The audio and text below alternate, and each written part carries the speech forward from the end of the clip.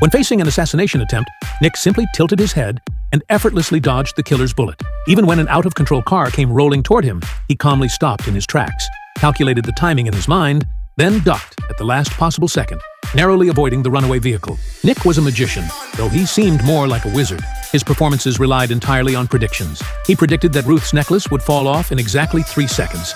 Ruth didn't believe him, but sure enough, 3 seconds later, her necklace dropped right into her wine glass. It turned out Nick possessed the ability to see 2 minutes into the future. With this power, he lived life on easy street. Whenever he ran low on cash, he'd hit the casino. He'd walk up to a slot machine, pull the lever once, and hit the jackpot.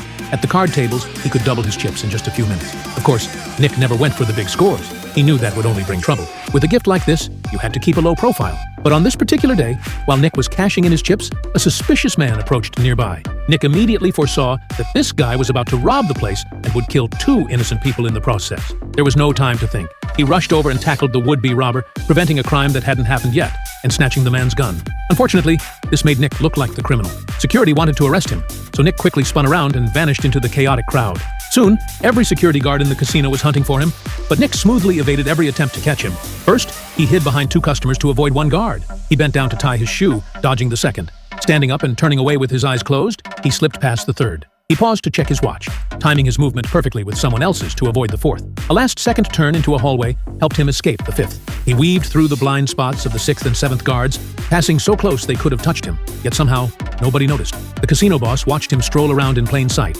while not a single guard spotted him. It was driving him crazy.